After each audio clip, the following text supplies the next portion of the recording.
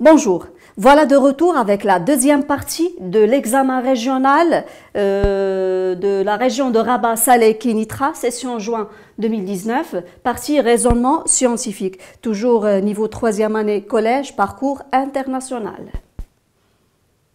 Toujours, il faut lire attentivement l'énoncé de chaque exercice et on va commencer par une bonne lecture de l'énoncé de l'exercice 1. Afin de mettre en évidence quelques aspects de la sensibilité consciente, là cet exercice est en relation avec le système nerveux. On propose les données suivantes. La peau renferme plusieurs récepteurs sensoriels. Parmi ces récepteurs sensoriels, les corpuscules M, c'est-à-dire les corpuscules de Meissner, sensibles bien sûr aux légères pressions. Le document 1 représente la localisation des corpuscules M, les corpuscules de Meissner, au niveau de 3 zones A, B et C de la peau de la main qui montre là la figure A, et le nombre de ces corpuscules dans chaque centimètre carré de la peau au niveau de ces zones représentées par la figure B.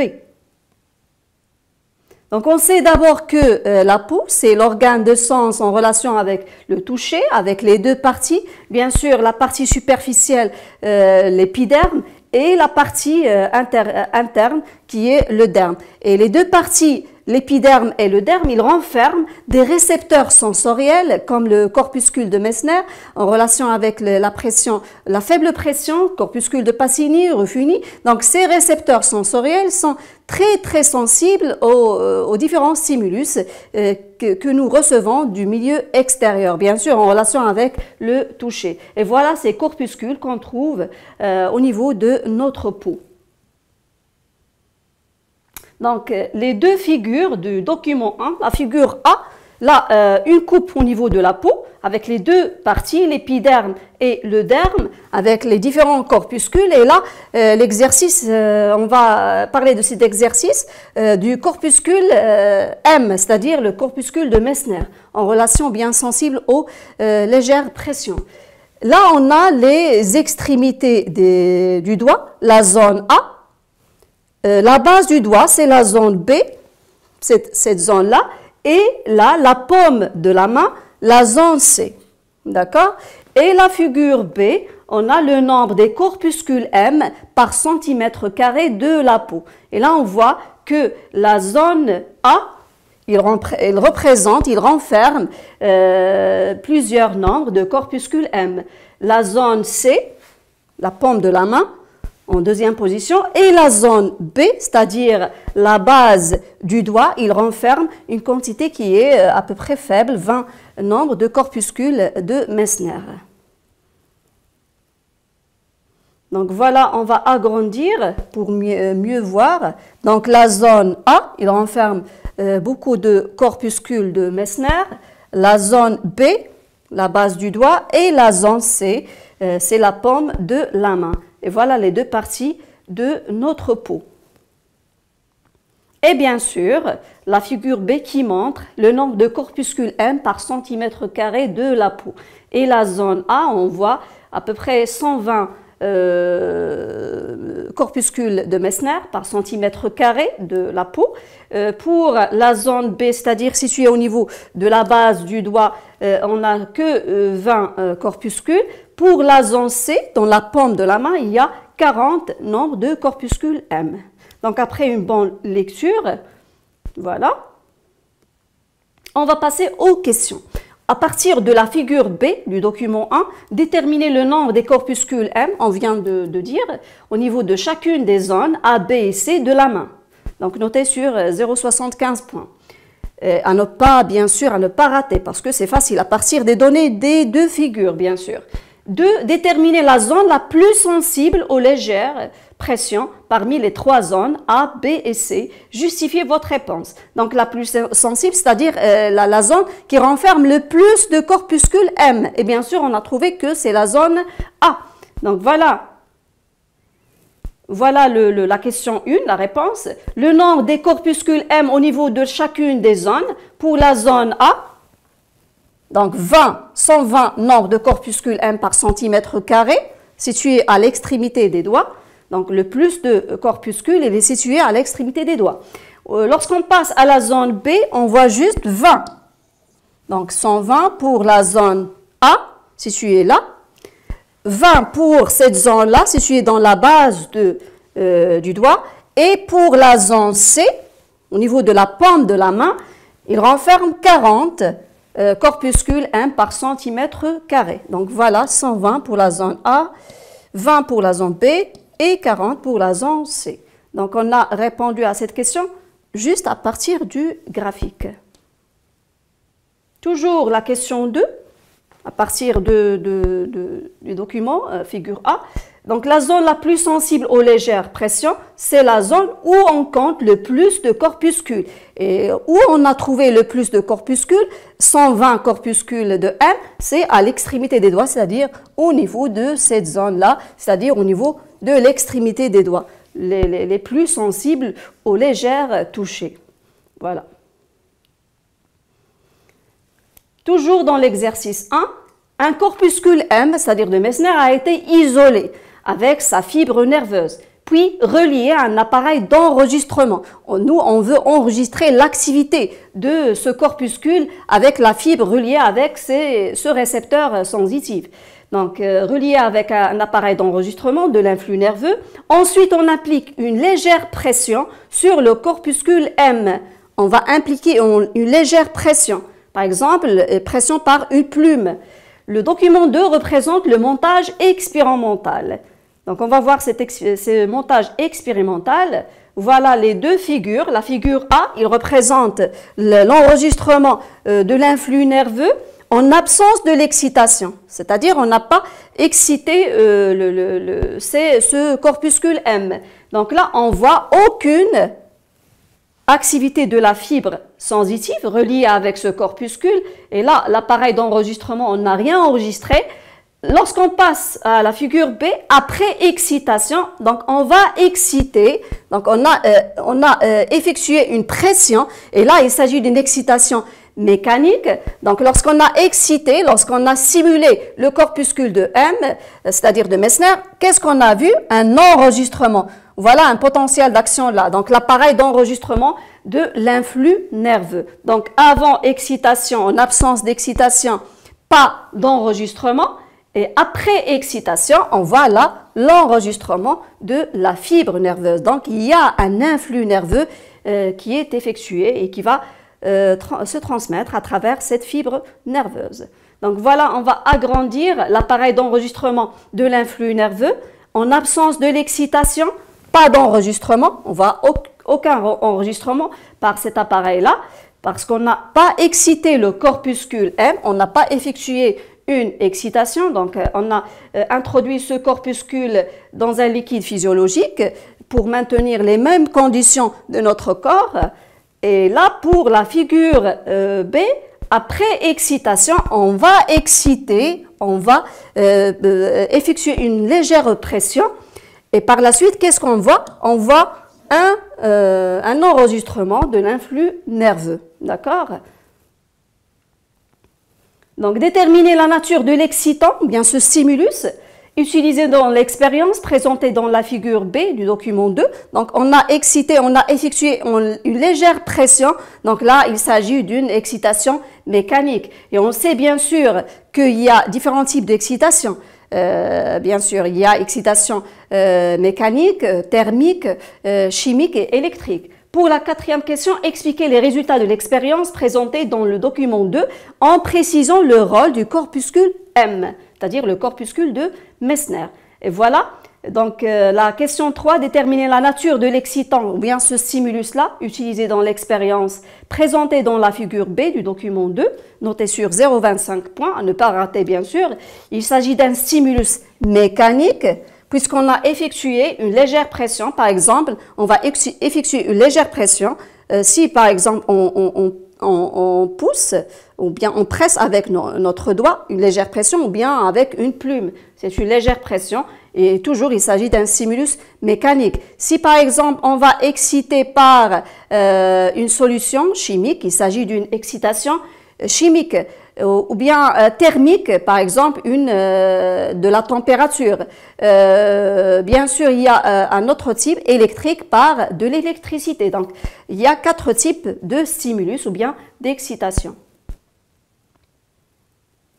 Pour la question 4, en absence d'une excitation, pas de stimulus, on n'enregistre aucune activité de la fibre nerveuse. Ça, c'est normal. Donc, voir la figure A. On n'a rien trouvé ou bien on n'a rien enregistré dans l'appareil de l'enregistrement, car il n'y a pas de naissance de l'influx nerveux sensitif au niveau du corpuscule de Meissner. Pourquoi? Parce que ce corpuscule, ce récepteur sensitif, c'est là où naissent les influx nerveux sensoriels. Et là, puisqu'on n'a rien effectué, on n'a pas excité, donc pas de naissance de l'influx nerveux. Mais par contre, après excitation du corpuscule M, voir la figure B, l'influx nerveux se déclenche au niveau de ce récepteur sensitif et qui va être transmis bien sûr par la fibre nerveuse reliée avec ce corpuscule-là. Donc ce qui traduit, ou bien ce qui est traduit par l'enregistrement qu'on a vu tout à l'heure. Donc comme nous montre l'appareil d'enregistrement, on a vu cet enregistrement-là effectué par l'appareil d'enregistrement. Donc voilà, on continue toujours avec l'énoncé de l'exercice 1. Le document 3 représente les structures nerveuses qui relient l'aire de la sensibilité générale, c'est-à-dire en relation avec le toucher, au corpuscule M. La cinquième question, petit a, représenter par des flèches le trajet de l'influx nerveux lors de l'application d'une légère pression sur l'extrémité du doigt de la main. Et petit b, résumer sous forme d'un texte le trajet de l'influx nerveux lors de la sensibilité tactile, c'est-à-dire en relation avec le toucher. Et on va commencer par la question petit a. Donc là, on a le cortex cérébral et là, on a l'aire de la sensibilité générale en relation avec le toucher. Et là, on a l'extrémité du doigt. L'excitant, là, on a plume. On va effectuer une légère pression, donc un influx nerveux qui va naître à travers ce corpuscule M, là il s'agit d'un récepteur sensitif, il joue le rôle d'un récepteur.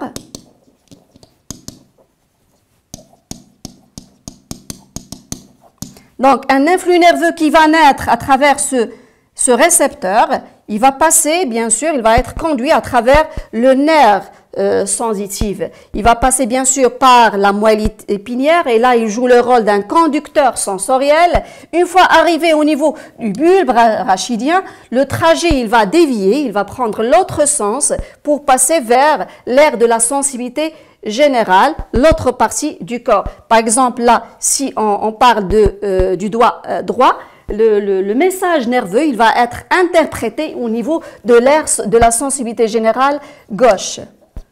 Donc, si ça, c'est le doigt droit, donc là, c'est l'aire de la sensibilité générale gauche. Il ne faut pas oublier, bien sûr, le trajet de l'influx nerveux. Bien sûr, il s'agit d'un influx nerveux, bien sûr, afférent. D'accord? Et voilà la réponse. Donc là, l'influx nerveux qui va naître à travers le corpuscule de Meissner, il va passer vers l'aire de la sensibilité générale, bien sûr, tout en passant par la moelle épinière. Une fois arrivé au niveau du bulbe rachidien, il va changer de trajectoire pour passer vers l'aire de la sensibilité générale. Et là, l'aire de la sensibilité, il va traduire, il va interpréter cet influx-là, ce message-là. Et là, qu'est-ce qu'on va sentir? Une légère pression. Et bien sûr, il ne faut pas oublier que le sens là, il va passer vers le centre. Il s'agit d'un sens afférent. Voilà, on va interpréter ce qu'on vient de dire. Donc, lorsque notre peau est stimulée par les différents stimulus, que ce soit mécanique, chimique, électrique ou bien thermique, un influx nerveux sensitif qui va naître à travers ces récepteurs sensoriels comme le corpuscule de Meissner ou bien le corpuscule de Pacini qui est sensible aux pressions qui sont forte. Donc, le message nerveux, il va être transmis à travers les nerfs sensitifs. Et il va passer à travers la moelle épinière qui va jouer le rôle d'un conducteur sensoriel qui va, une fois arrivé au niveau du bulbe rachidien, il va changer de trajectoire pour passer bien sûr vers l'aire de la sensibilité générale. Et là, l'influx nerveux sensitif, il va être interprété bien sûr par l'intermédiaire des neurones sensoriels, plus précisément à travers les corps cellulaires de ces neurones. Voilà. Donc on passe à l'exercice 2 en relation avec le système immunitaire. Donc afin de mettre en évidence la nature des caractéristiques de la réponse dirigée contre certains antigènes, on propose les données suivantes. Donc le document 4 présente 2 expériences réalisées sur 2 lapins sains, A et B. Voilà. Donc on va expliquer le schéma d'abord. Début de l'expérience, on a injecté l'anatoxine tétanique à un lapin A. Après 15 jours plus tard, on va l'injecter par la toxine tétanique. Donc l'anatoxine, c'est un vaccin. Donc le corps du lapin A, il va fabriquer bien sûr des anticorps. Il va se rappeler de l'antigène. Là, l'antigène, il s'agit bien sûr des bacilles tétaniques ou bien de la toxine tétanique. Lorsqu'on l'a injecté par la toxine tétanique, après 15 jours, là, on voit la survie de ce lapin A. Pour la deuxième expérience, on prend un autre lapin B, on va l'injecter par l'anatoxine tétanique, c'est-à-dire le vaccin anti-tétanos, et après 15 jours, on va l'injecter par la toxine diphtérique. Là, il s'agit du lapin B. Qu'est-ce qu'on voit? La mort du lapin B. Donc là, il y a une différence toxine diphtérique et alatoxine tétanique. Ce n'est pas la même chose, bien sûr. Question 1. Déterminer les antigènes utilisés dans les 2 expériences, 1 et 2, document 4, noté sur un point. Donc pour l'expérience numéro 1, bien sûr, on a utilisé la toxine tétanique comme antigène. Et pour l'expérience 2, on a utilisé la toxine diphtérique. D'accord? Donc voilà les réponses. Dans l'expérience 1, on a injecté la souris par la toxine tétanique qui représente un antigène pour le lapin A. Et pour l'expérience 2, la toxine diphtérique. C'est un antigène bien sûr pour le lapin B. Question 2. Décrire les conditions et les résultats des 2 expériences 1 et 2, document 4. Donc pour l'expérience 1, qu'est-ce qu'on a vu? La mort, le lapin il est toujours en vie, même si on l'a injecté par la toxine tétanique. Pourquoi? Parce qu'il est injecté par l'anatoxine tétanique. Et là, on ne doit pas expliquer. Pourquoi? Parce que juste décrire, on va faire une description de l'expérience. L'expérience, elle est sous forme de schéma.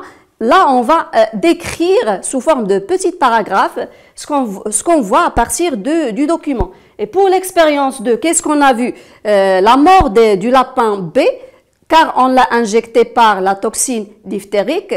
Et au début, on l'a injecté, avant 15 jours, on l'a injecté par l'anatoxine tétanique. On a juste réalisé une description. On n'a pas expliqué pourquoi le lapin A il est toujours en vie et pourquoi le lapin B meurt. Donc pour l'expérience 1, on injecte un lapin A par l'anatoxine tétanique et après 15 jours, on l'injecte par la toxine tétanique. Donc l'anatoxine au début et par la suite la toxine tétanique. On voit qu'il reste en vie. Ça, c'est une description. L'expérience 2, on injecte un lapin B par l'anatoxine tétanique et après 15 jours, on l'injecte par la toxine diphtérique. Le lapin meurt. D'accord? Donc, on ne va pas expliquer pourquoi celui-là, elle est toujours en vie et pourquoi celui-là, elle est mort. On ne va pas expliquer. L'explication, ça va venir par la suite.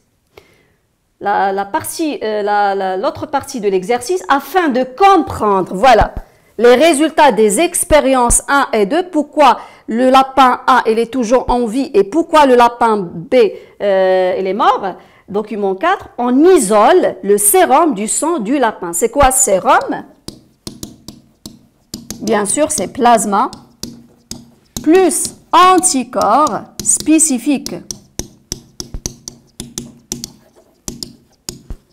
On a isolé le sérum du sang du lapin A. Le lapin A qui est vacciné, qui est injecté par l'anatoxine tétanique. Donc le sang, il renferme, bien le sérum, bien le plasma, il renferme des anticorps antitétaniques qui est resté en vie. Et on le met dans 2 tubes X et Y. On ajoute la toxine tétanique au tube X et la toxine diphtérique au tube Y. Là, on cherche la spécificité des anticorps.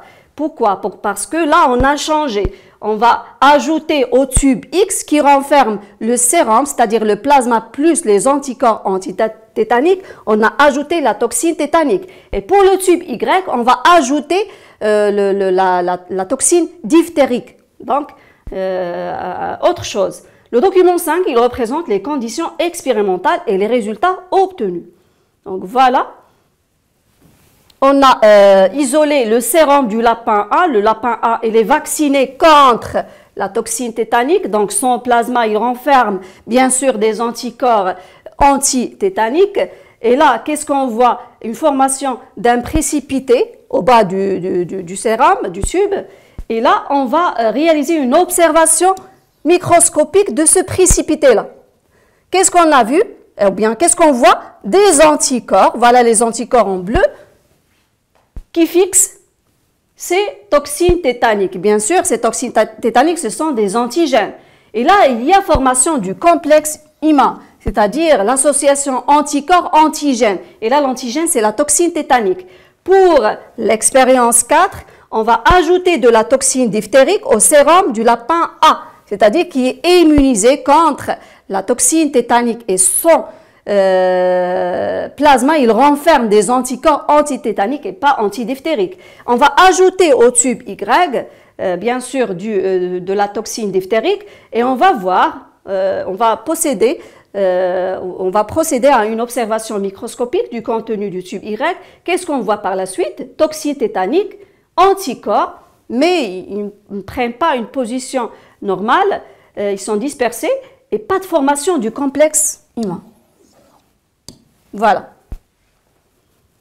Donc, après une bonne lecture et explication de ce document, donc voilà l'expérience 3. On va agrandir. Là, il y a formation du complexe IMA, anticorps antitétanique plus la toxine tétanique. D'accord? Donc, voilà le sérum du lapin A.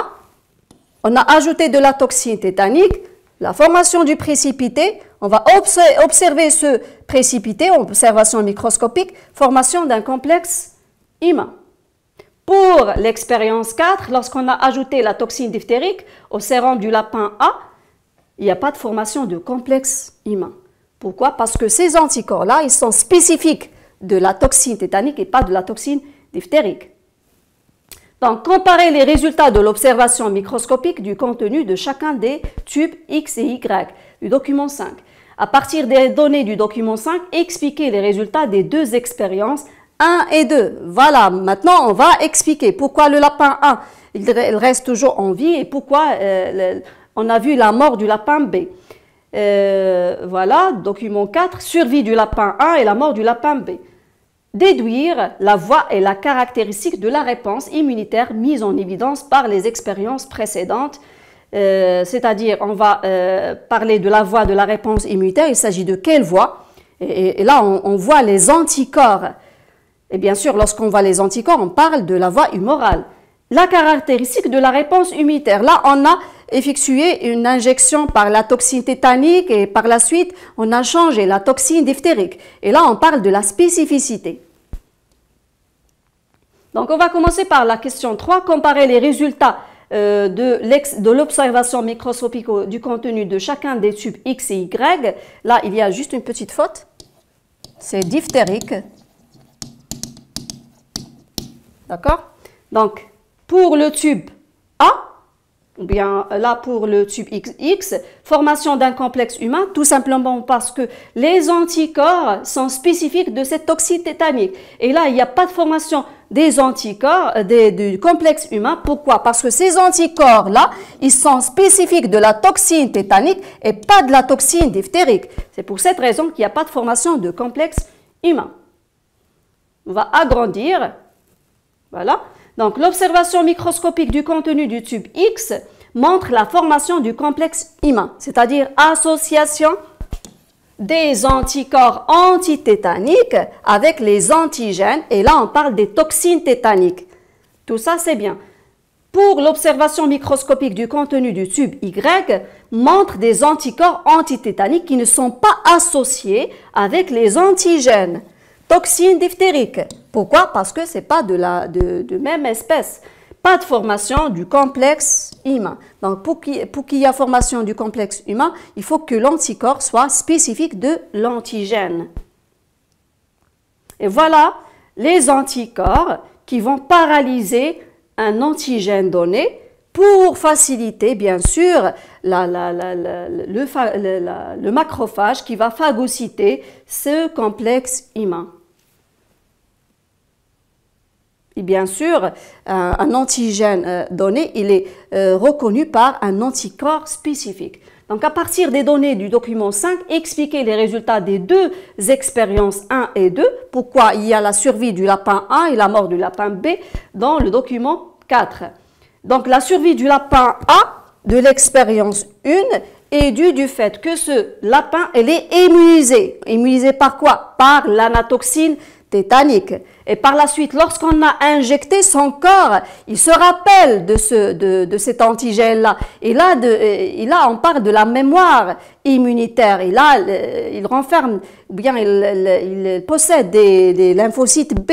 Et par la suite, ces lymphocytes B mémoire qui vont se rappeler de cet antigène. Après 15 jours, il y a sécrétion d'anticorps par les plasmocytes avec un taux qui est très élevé, bien sûr.